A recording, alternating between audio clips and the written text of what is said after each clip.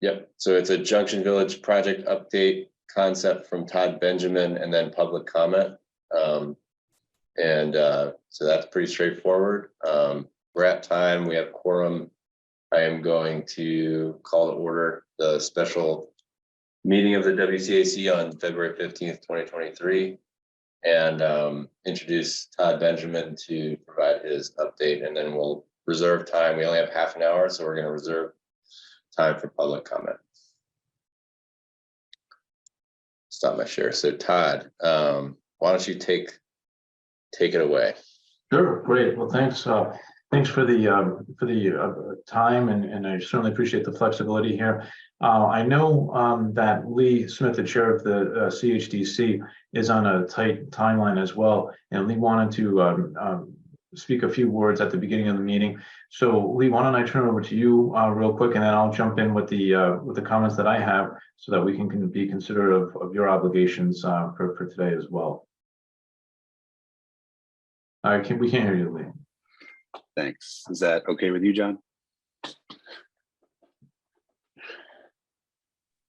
Yes, sounds good. Thanks. Okay, thanks. Just being respectful of the chair. All right, so I'm Lee Smith. I'm the chair of the Concord Housing Development Corporation, or CHDC.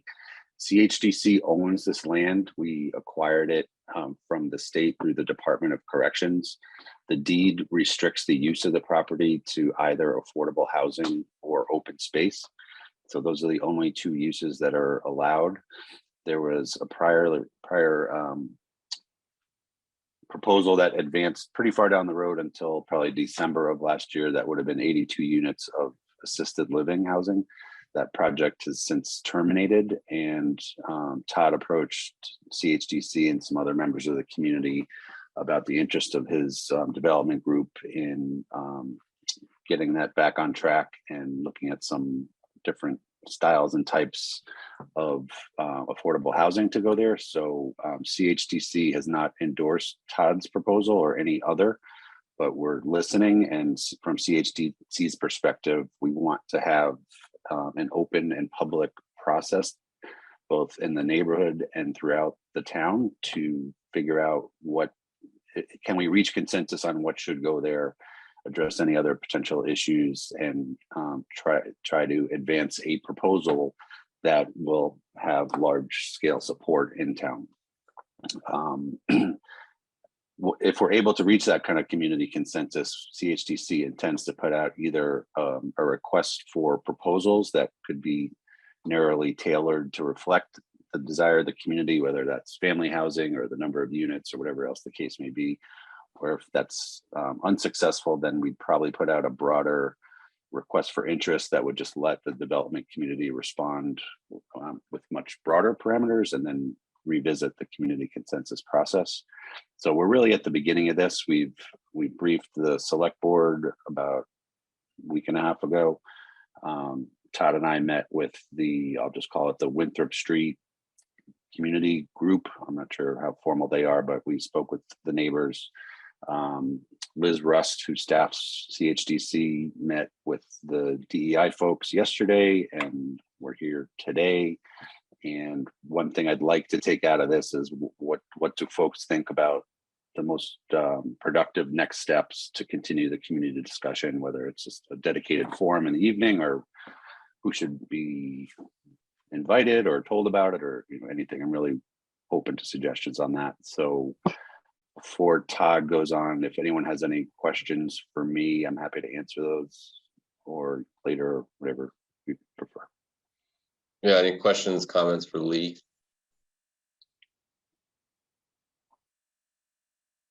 So not seeing any, why don't we go ahead, Todd, with what you wanted to present? Yeah, great. I appreciate it. Thanks. John, by the way, did you get the information that I sent out? I know there were a couple of attachments, and I always wonder about attachments getting through to people. So, yep. Okay. So I just simply forwarded your email to the members. Perfect. All right. Great. Thanks. So again, thanks for making the time. I know this kind of an off-cycle meeting, so certainly appreciate your flexibility here.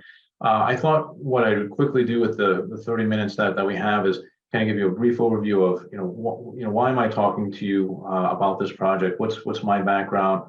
Why is it important to move quickly with this project? An overview of the concept, and most importantly, to hear your feedback. Like Lee said, that's kind of really the most important thing, and understand your willingness to support what a project here at Junction Village. What kind of project are you willing to support? And then to discuss next steps. And some of those next steps could include things like writing a letter of support to the select board and the CHDC, or whatever other next steps you have in mind. But that's just kind of a high level overview of what I was hoping to address today. So is that okay with everybody? Does anybody have anything else they'd like to add to that? All right. So, why am I here? And so just to give you a brief overview, my experience in affordable housing kind of transcends three areas: the nonprofit, the professional, and the municipal side of things. So in Concord, I was elected twice to the Concord Housing Authority. I was also the chair of the Affordable Housing Funding Committee. And that's the group. In 2019, we were successful in passing 4 warrant articles at town meeting to address the town's goal of prudently identifying ways to prudently fund affordable housing. And some of those funding mechanisms are in place, and some of them are currently continuing to go through the cycle, the iterations. In addition to that, I also served over 6 years on a nonprofit in Boston whose main focus was affordable housing, and then also worked professionally in the affordable housing space, dealing with portfolios of affordable housing both nationally and regionally. So that's just kind of a little bit of my background and why this project kind of resonated with me. So like Lee said, a few months ago, back in October, the developer sent a termination letter for the project to the select board. And so after a little while, when I saw that nothing was happening with the project, I said, well, I wonder why that is. So I started to have some high-level conversations with residents, with town groups, and with developers, just to say, is there interest in pursuing this? This is such a vitally important parcel of land. We need housing desperately, affordable housing desperately. What do people think? What are the thoughts? And the feedback that I got from residents and town groups was that people were strongly interested in exploring the next step at Junction Village. There was a lot of excitement and support to continue to explore what might work there. And so in the course of doing that, one of the developers that I spoke with was the Preservation of Affordable Housing, called POAH, P-O-A-H. They expressed deep interest in the project and that they have the staff, knowledge, and resources to move quickly on this. For those of you who aren't familiar with POAH, POAH is a Boston-based, nationally recognized nonprofit housing developer and manager. They're leaders in sustainable, affordable homes, and they've constructed, renovated, and managed, I think, over 13,000 affordable homes in all different kinds and in all different communities. Julie Kramer, who is a senior vice president of POAH, has joined us here, so she can certainly tell you a lot more about the organization and a lot more about the projects and some of their thinking than I can.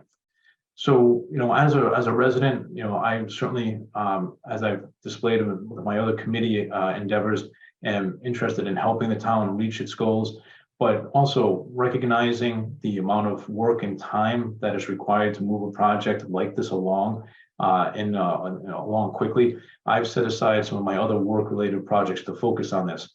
So as such, I do have a professional interest in this project, as well as an interest of being a Concord resident and seeing it come to fruition.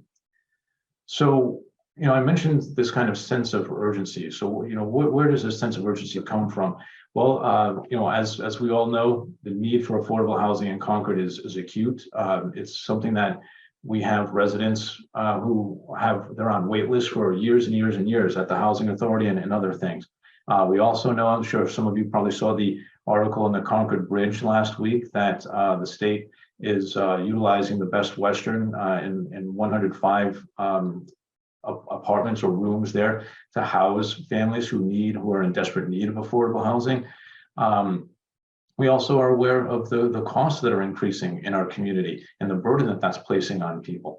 So there's a lot of reasons why we need affordable housing. The other reason too, and this is maybe not the most important thing, but it is certainly something that a lot of people are concerned about is that Concord will fall under the state mandated 10% of affordable homes in May. And there's a lot of lingo that goes with that, but essentially, the state has the 40B regulation, and that means that a municipality that has less than 10% of its housing stock deemed affordable is at risk of having developments that don't necessarily comply with the zoning regulations be constructed in their community. And this isn't a far-flung concept. And one example of where this happened is literally next door in Sudbury. Very, very quickly, I can tell you the story. A couple of years ago, there was a developer who acquired some land in the center of Sudbury.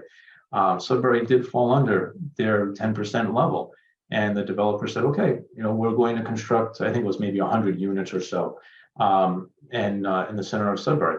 That didn't go over very well. Sudbury as a town fought that, but because they were under the 10% level, it is extremely hard for a municipality to successfully litigate against that. And so after spending about $500,000, the town of Sudbury eventually lost that argument. So what ended up happening is Sudbury said to the developer, we have a larger parcel of land at the edge of town. Why don't we essentially do a land swap? You give us the land in the center of town. We'll give you the land at the outside of town. There'll have to be some monetary arrangements because the land on the outside of town is bigger, but you can construct more units there. And so I don't know, has anybody seen the project? It's over on Route 117. If you go all the way down Sudbury Road, you take a right where Rossini's is, and maybe, I don't know, a mile down the road, there's a large project going up. Well, that's the project that I'm talking about. And so these concepts are not esoteric. They actually do happen. So that's some of the sense of urgency around this.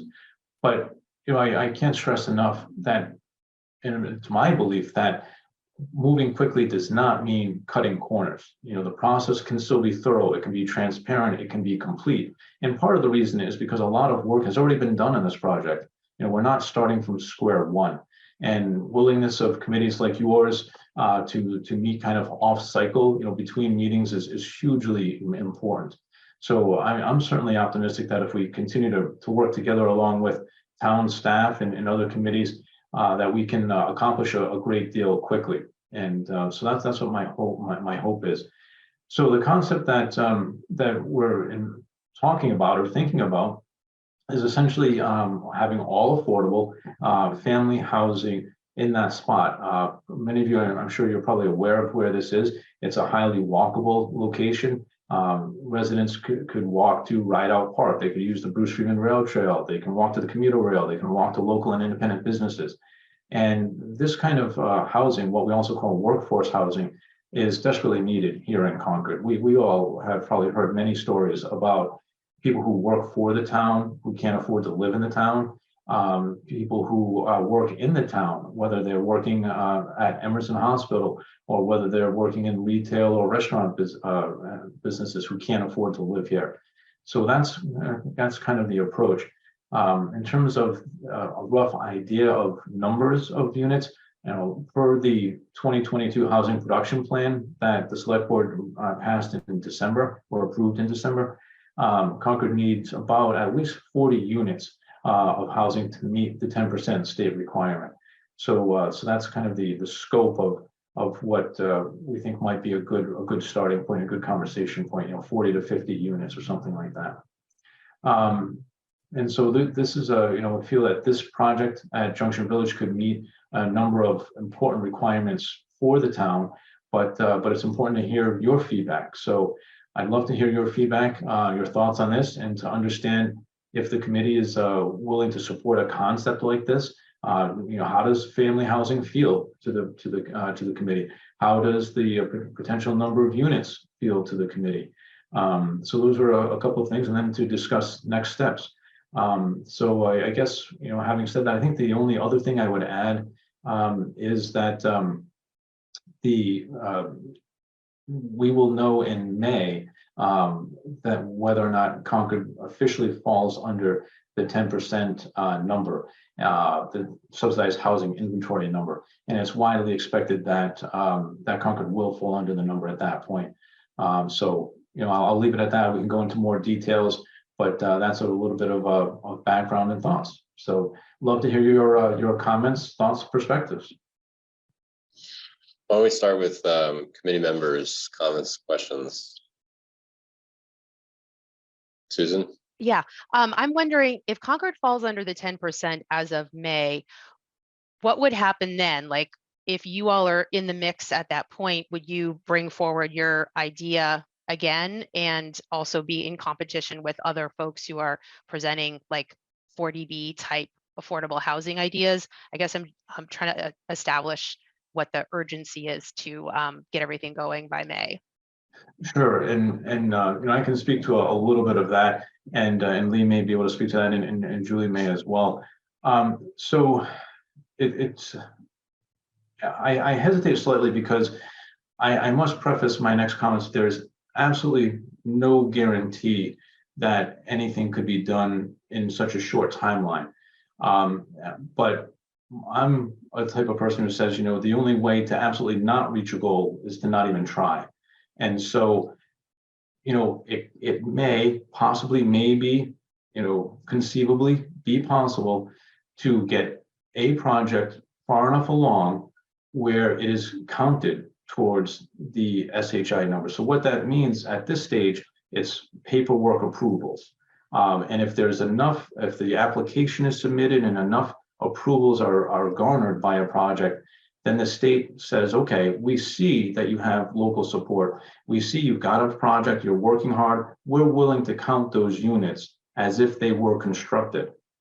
However, if you don't continue this process, we won't count, we'll take those units back off and you will fall under the 10%. So that's part of the sense of urgency, here. If we fall under the 10% number, and I think this probably addresses your question a little bit more directly, having this project kind of first in line may help to benefit, may help to preclude hostile 40B projects. Lee, I don't know if you want to speak to that, or Julie, if you would like to clarify that or weigh in on that, but that's my understanding. And Todd, I would recommend for this meeting and even in general that we shouldn't speculate on exact projects that could become hostile. I'd like to keep that out of the record. Sure.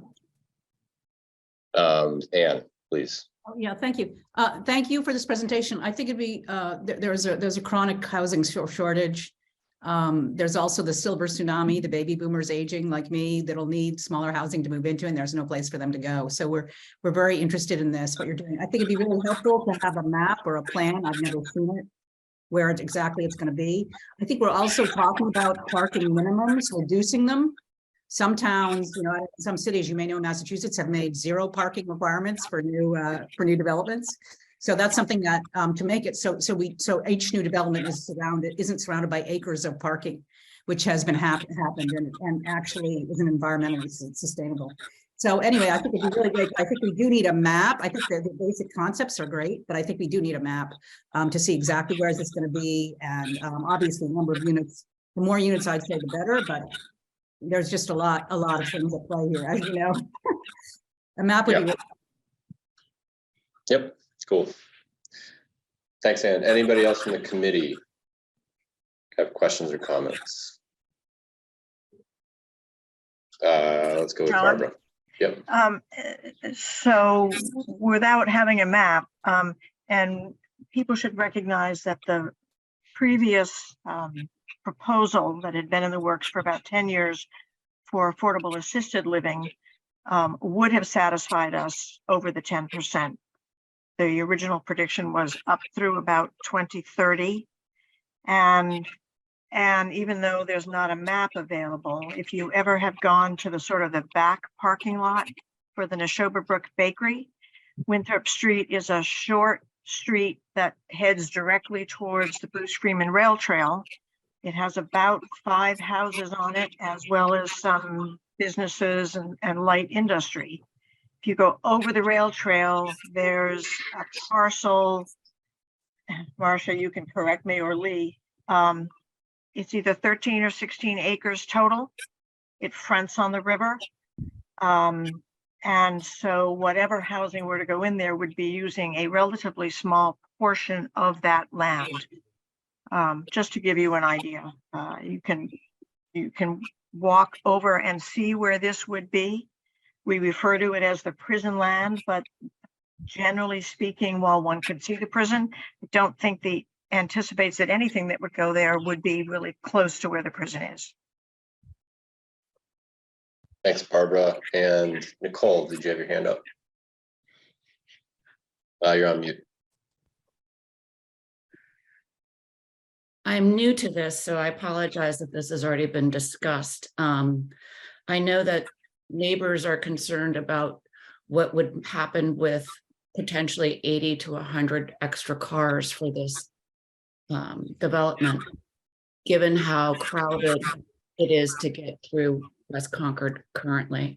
And the other thing I was wondering about is for the schools, what would happen with an additional 80 to 100 students, if that had been discussed at all. Thanks. And before you respond to that, just a time check here. So we had scheduled a half hour, and I would like to go over time. If we don't have quorum, we won't be able to. Susan, Barbara, Nicole, and Ann, do you think that you can afford to go over time? And Marcia, is that procedurally okay?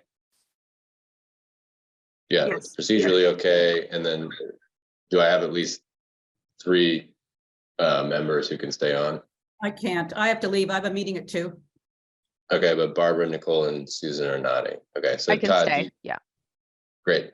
So Todd, could you respond to Nicole's questions?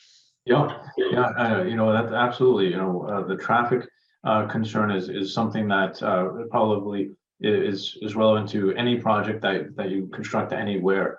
One of the things that will certainly have to be vetted and discussed is really trying to quantify and better understand the traffic impact there. One thing that I can tell you, having talked with people who work in assisted living, and actually another developer who constructs assisted living projects in the western part of the state, is their expectation is that the amount of traffic to an assisted living project would be significant. An assisted living project of this type, you have at least 3 different shifts of staff there. You have visiting nurses coming, you have occupational therapists, physical therapists, you have visiting nurses, you have deliveries. So the expectation, or the working hypothesis is probably the best way to put it, is that a family unit of this size would not have traffic that would exceed what would have been expected given an assisted living. That's kind of the working hypothesis there. And what we also see, and the Joint Centers for Housing at Harvard did a great study about multifamily myths. And one of the things is, believe it or not, that the number of vehicle trips per day for multifamily housing is less than the number of vehicle trips per day for single family housing. So I know that may sound a little counterintuitive, but that's what their research has indicated. And when you think about the location of this, being right on the Bruce Freeman Rail Trail, being able to walk to everything in West Concord, and being able to walk to the commuter rail, I think there's a very strong argument that perhaps we wouldn't see as much traffic as possible. It still needs to be taken obviously seriously. I'm not dismissing it. We absolutely have to look into it. There's also the conversation that the town is having, that perhaps there would be a commuter trolley initiative, and the town is putting in some grant requests for that. So that might be one way to help mitigate some of the traffic burden, but it's absolutely something that we're taking very seriously and we'll be exploring further. I know that's probably not the exact answer that you might want, but that's the best thing that we have at this time, at this early stage. The other thing about schools is, I don't know how many kids would be in these units. Certainly tough to say. I know that we'll probably be seeing, there's some discussion about the school impact based on the fact that families will be housed at the Best Western. So I think no matter what we do, we're going to have to really look at the school impact here. So that's something that will be addressed as well. And that's one of the things that was borne out in the Joint Centers discussion at Harvard, is also that a lot of there's a belief that multifamily housing oftentimes indicates a large number of school children, and that doesn't always pan out. Sometimes it does, but not always. So, Thanks.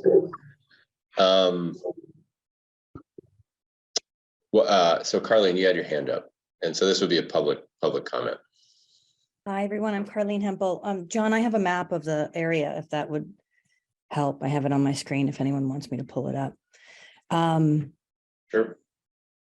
Okay, let me just grab it and show it to you. This is born from a project that I was working on that had to be put on a shelf because of the failure of Grantham to move forward. But this is the site that we're talking about. This is an unbuildable area. It's 200 feet, which will be a conservation restriction. This is the riparian zone here. And then this is a little area, a little wedge. This is essentially the buildable area. It's about 4 plus or minus acres right in the center. Here's the Bruce Freeman Rail Trail here. Winthrop comes in over here. The prison is over here. So that gives sort of an idea. And then it, like, very faintly is the sketch that was what was going to be Grantham, which was the main road here. And here was the building, and then there was going to be another access in the back for service vehicles and things. John, do you want me to leave that up, or do you want me to stop share and ask my couple of questions? You can leave it up. Could you also state your name and address for the Oh, record? sorry, Carlene Hempel, 50 Highland Street. Todd, this sounds great. I just have a couple of questions. One is, as I think I'm saying this correctly, there's only 4 plus or minus acres of the 12-ish acres here that you could build on. So I'm assuming these are going to be apartments, right? These aren't clusters of houses for 50 people, but apartments that go up, right? So I just wanted to ask about if you could just talk a little bit about what that might look like. Also, how quickly will your group be able to pull together a schematic of what you're talking about to shop around? And then also, how quickly will your group be able to pull together a funding package? I'm assuming you're going for state money, or I'm just wondering how quickly you all can move to put those two big pieces together, something for people to look at, and then also a dollar figure that people can sort of wrap their minds around. And will you be asking the town to underwrite any of it like Grantham did? I think these are great questions. If Julie, if you have a few minutes, I think it would be great to have to Julie Kramer from POA address some of these things. And actually, Lee has his hand up too, so maybe Lee, did you have something to say to that before we go? You're on mute if you're talking. Maybe he had to drop off. Okay, so why don't we go? And sorry, is it Julie? Yeah. John, do you want me to still keep this map up? You can take it down. Yep. Thanks. Hi, good afternoon, everyone. My name is Julie Kramer, and I work for Preservation of Affordable Housing, or POA, as we're known, POAH. It's a great question you ask about the funding and schematics and, sort of a development site plan. We would, engage an architect. I guess I could take a half a step back. When this project went out for an RFP, a request for proposal, back 10, 11 years ago at this point, POA did submit a proposal. And, we think the site is amazing. We submitted, a mix of 1, 2, and 3 bedroom apartments. We think it's really a great option for family housing. And we, still think that today. When the other folks got selected for for the project, you know, you win some, you lose some, right? But it's kind of always stuck with me because I go by it often and I think it's a great site and I had been following it a little bit. You know, and one of the things that sort of stuck out to me with as it was progressing with the other developers is, you know, the state funding they were looking for the project, which for those of you who know the state funding programs, most of them are a very competitive process. And the developers were looking for what's called low income housing tax credits. And those are allocated by the state, DHCD, which is the state allocating agency, and they're competitive. You have to go into multiple funding rounds sometimes in order to get your project selected. So as I understand it, they were having some difficulty getting their project awarded these credits. And these credits are very important. They're the engine of the financing for the project. So when Todd and I discussed that, we were really looking at how can we avoid the time delay associated with state funding.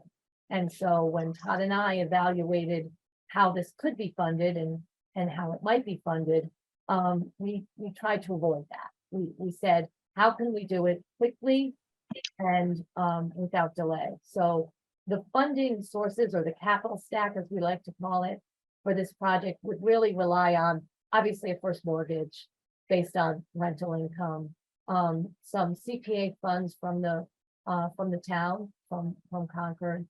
POA has their own equity fund. We call our mission fund, and so we would be also contributing some of our own equity to make the deal sort of pencil out. The flip side of that is the low income housing tax credits do require fairly deep AMI, I should say. Rental are based on folks' income limits, and so those are closer to 60% AMI. And this project would be a little bit higher than that because we wouldn't be requesting the low income housing tax credit equity to fund the project. So I hope that answered it. And if I can, oh, sorry, Julie, I didn't mean to cut you off there. No, I just said this is preliminary. Yeah. Yeah, and one thing that I think is important to keep in mind about funding and is that the Concord Municipal Affordable Housing Trust will have about $3.5 million in funding after town meeting in April. And I believe, if I recall correctly, 500,000 of that, has been tentatively earmarked for a project, but the rest of it has not been. And so perhaps that money could be utilized for this project. And if so, then that would mean that any new allocation asked of the town would be significantly less. So that is perhaps one funding option there. But as Julie mentioned, one of the, and it's at early stages, but one of the concept ideas was, how do we avoid the pitfalls that happen, potential pitfalls that happen with low-income housing tax credit allocation processes that sometimes can last multiple years.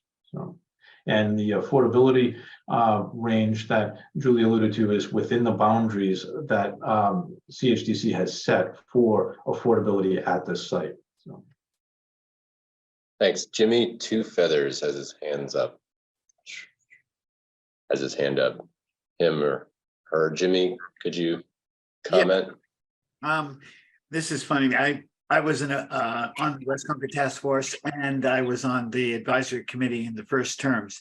And we were, hi Masha, and we went through this whole process back then. I live at 303 Commonwealth Ave, just down the street from Winthrop Street. I watch the traffic every afternoon that comes down. We had some questions. One was, we're very interested in this progress and this process of this project because we want more affordable housing. That's our same goal. the local residents have also had questions about how would that impact the traffic. I always wondered if there was going to be another egress. You talked about a service entrance. I wonder if that can be also for some of the cars, because it will be very difficult for people to get up and down, get down Comm Ave towards the Rotary anytime after 3 o'clock in the afternoon these days. The other issue is what's the height going to be of the buildings? And there was a Superfund cleanup back in the day when we had the West Concord Task Force. There was a project that was going to go in there. I don't think it was the same location, but there were issues with a Superfund cleanup with a lot of the things that were disposed from the back of the prison. So those are mainly the issues that I have and the neighbors have and questions that we have with DEI, but we are in support of this project. I need to go back to the committee and just give them a little outline of what's going on here so that we're on the same page. And the other thing is, I've noticed 10 years ago, I suggested, why does everybody work from 9 to 5? Why is there any possibility of getting the large employers to stagger like some other towns are starting to do now, so that not everybody's getting out and going in at the same time? Done, and thank you for the time. Thanks. And just to clarify, Jimmy is a member of the public, so that was a public comment. And Todd, did you want to respond to anything there? You know, one thing that Jimmy mentioned, and I appreciate Jimmy. I appreciate you making the time today. I know that you were at the Diversity, Equity, and Inclusion Commission conversation yesterday. So thanks for making the time back to back both days to chat with us. Julie, I guess one thing about the height of the building. Would you like to address the thoughts there? Sure. You know, these would be more than likely, because of the size of the parcel remaining, flats. You know, we like to call them apartment flats. And you know, we typically build at least a 3-story building, and part of that is efficiency, but it also has to do with making sure that all the units are visitable through an elevator. So a 2-story building, it becomes, you know, very expensive to put an elevator in a 2-story building. So, you know, I would say it would at a minimum be three stories. You know, we as developers always take a look at what's around us, right? And we do worry about shading, and we do worry about things that make for a you know, productive development. So you know, I think at a minimum, as I said, 3. You know, I don't really envision a 5-story apartment home there. But it would really sort of be predicated on what part of the parcel is buildable, what the soils, how the soils test, if there is a requirement that we do not disturb, if it's a, you know, if it's a true brownfield site or a site that has an environmental overlay. So all those things sort of enter into our building design. Thank you. Oh, one last piece. Remember our wastewater system, Marcia. Remember the 100 apartments that was going to be proposed over by where the hobby shop was, and it got shut down because we didn't have allocation for wastewater. So would there be issues with wastewater? We've built a lot of properties on the Cape that have required us to do an on-site septic system that is, it's called an IA, an innovative alternative system that allows for, you know, us to build a system, be in compliance, have a reduced nitrogen load to the area. So we've built many, maybe too many, on septic systems. So we're very aware of the importance of designing a septic system that can handle the number of bedrooms, and they can also not have an impact on the environment. Thank you. All right, so any other comments or questions from the public? John, Marsha, I would like to point out to both Todd and Julie that your other factor for the height will be the prison. You will not be allowed to build any higher so that anybody on the roof can view into the prison itself. So if you are lucky if you can get 3 stories, And that will probably be your limitation. John, Thanks. if I may, can I just address Jimmy's one comment about Jimmy about the Superfund, the environmental side of the equation? Yeah. I think this is one area where perhaps the work that has already been done on the site may ease things. And what I mean by that is because the previous project had progressed to a good distance, the previous developer did phase one environmental surveys. And at least in my review of that, and I think, Julie, I don't want to speak out of turn or speak for you, but my understanding is that those phase one environmental reviews did not find anything of concern, that there were no further action letters or things that would indicate a real significant problem. My review of the letters, or of the surveys indicated things that were well within the range of a project that would be a residential project on the area. So that's my understanding. If I'm wrong, certainly somebody please correct me. Julie, would you like to add anything to that? So, we would obviously do our own environmental, building off of what was done there. But we take the environment and any restrictions that are put on the land very seriously. Thanks. Any other comments or questions from the public? I'll make my own comment or comments. In the past, I had sensed that there was optimism around in the designs that Carlene presented. I had sensed that there was optimism around the use of the natural space there, the open space. I think that I would anticipate that the community would be supportive of that kind of design aspect. Also know that the community is pretty focused on infrastructure improvements. You're seeing some of that happening on Com Ave. We'd like to look for opportunities for other infrastructure improvements, especially those regarding safety and accessibility. So if there were aspects of this that supported those kinds of things, I would anticipate support. And aside from that, I think, I don't know that the committee has enough information today to do anything formal as far as next steps. We do have a meeting on March 6th. And anybody can correct me if I'm wrong, but I think that there's a general support for affordable housing. There is, in addition to what I sort of already mentioned about the other aspects of a design, but I think that what I'm hearing is that we need to see sort of the next step in the details of a plan, both for the design of the buildings themselves, or building itself, and also a little bit more fleshed out detail on the funding program.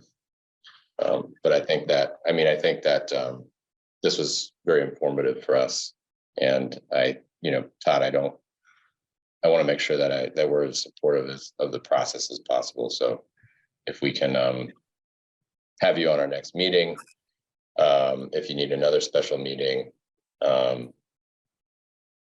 we'll work to support you in that. Right. Well, thank you. I appreciate that, and certainly understand it's early in the process. As the committee kind of mulls over our discussion, it would be helpful to understand how the committee feels about this kind of affordable housing at that space, i.e. family. How does that feel to the committee? Is that concept something that the committee feels like they could support? Is the concept of the number of units something that the committee feels that they could support? So not asking to really drive down or drill down into specifics, but just trying to get a sense of, does the committee feel that these are concepts that are something they can support. And that's really something that, as you heard Lee mention, that will be very informative to how the CHDC takes their next steps. If they believe that the community is supportive of family housing, let's say, then that helps the CHDC say, okay, we don't need a solicitation of interest because we feel that the community is supportive of the concept. Now we'll go out to and get an RFP. We will avoid that first step, the solicitation of interest step, and we'll move there. So that if that's something that the committee is comfortable doing and supportive, I think that would be a huge help to the process. Yep. And I think we're trying to be sensitive to your the schedule, the sort of timing needs that you've presented. I think to be practical, we could deliberate further on the next meeting as far as like a consensus of the committee. But do any of the members want to comment on what Todd just sort of asked about? And so generally supporting the number of units and the style of units. I just have a quick clarifying question, and that is, what are the flavors of affordable housing development that we should be thinking of? It sounds like family is one kind of subset of affordable housing development, maybe 55 and older is another. Could you just walk us through, like, what are all the choices that are adjacent to family? Yeah, and I can share with you my experiences, and I'm sure Julie can probably weigh in. And the entity at the state level that oversees affordable housing projects is the Department of Housing and Community Development, DHCD, and they generally have, I believe it's 4 categories in which they look at affordable housing, and they prioritize them. And family housing is one, senior housing is another, supportive housing is another. Supportive housing oftentimes could be thought of as kind of group housing, where there is some kind of case manager or support there on the grounds of the housing to support the residents. And then the other one is assisted living. So those are generally the 4 buckets. Now, my belief is that DHCD is prioritizing family housing at the top of the level, and Julie's probably closer to this than I am currently, so she can probably speak exactly. But that is my belief. Is that the way that DHCD has weighed in currently, Julie? That's correct. The family housing obviously is the hardest to get off the ground, so they're directing the large majority of their funds to family production housing. There is a subset of it sort of straddles family and elderly of 55 plus. There are some nuances there. It's a harder path to go down because you can't restrict families, right? Unless it's a true elderly project, and an elderly project is 62 and over. So you can't tell a 55-year-old mom she can't have her daughter with her, So we have done 55 and over, but our preference has been family housing, especially at this site. We really feel like there's just so much available to families, very nearby, very walkable, and so it's that would be our preference here. Not to say we wouldn't be building some 1-bedroom units. Right. We understand too that there is a need for folks who are empty nesters and want to remain in this beautiful town. And so we would also be building some 1-bedroom.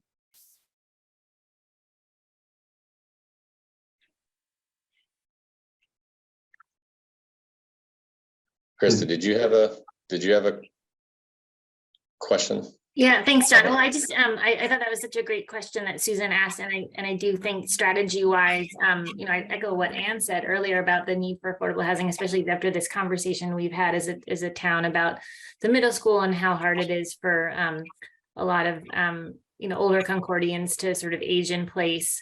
I would love to see a mix of family and sort of smaller units for people to downsize.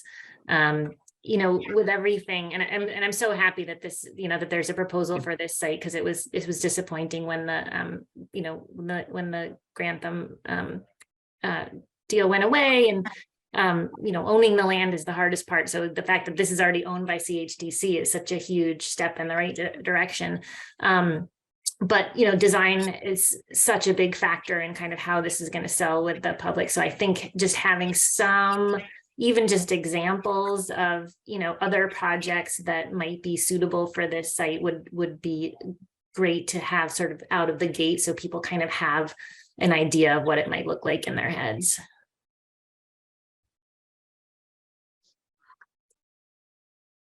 Another quick thing I just wanted to bring up is, I know with the Grantham project, there was a lot of questioning from Concord residents about, well, can we have priority in moving into the units that are going to get created? And I don't know if there's any way to arrange something like that, but I just wanted to ask the question related to this development. Susan, DHCD will allow maybe for the first round of rentals to be have a Concord preference, and it's a very small number. But once you've done the first one, you're not eligible to do any further. So you can't designate so many units as Concord. Got it. Okay, thank you. So Todd, I think that the right thing to say here is it seems like there's generally like a supportive consensus about affordable housing and even family housing here. It sounds like there's also some consideration for a mix, if that's possible, downsizing, so to speak. But to really have something formally in support of this, we want to see some more detail, even if it's conceptual. And one thing that I do want to make sure to point out is some folks may be wondering, well, where did this idea of numbers of units come from? And it's admittedly it's a range, and we're at early stages, as we've said repeatedly. But one area that this came from is the housing production plan, the 2022 housing production plan. And in that document, which is available for everybody to see, it's mentioned in there that Concord will need about 40 units of affordable housing to meet its 10% requirement.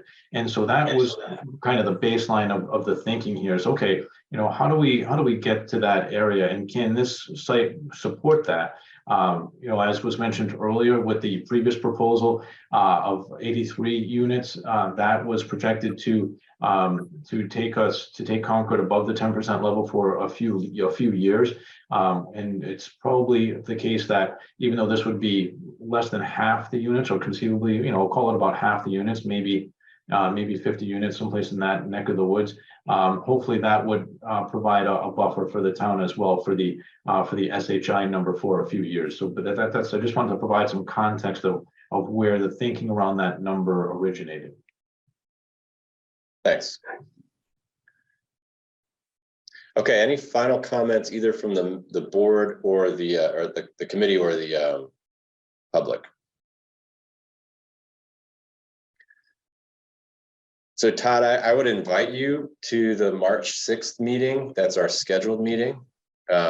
If you think that a meeting before then would be helpful, I mean, it's only a few weeks away, so even scheduling a special meeting might be tight. But if you think that would be helpful for you, and you have a meaningful update to provide, we'd be open to that as well. But let's at least plan for the March 6th meeting to have an update if you'd like to update us further at that time.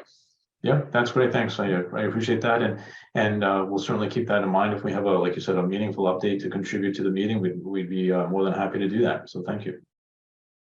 Okay, so thank you everybody for joining. So I'm going to move to adjourn. I need a second. All right. Any opposed?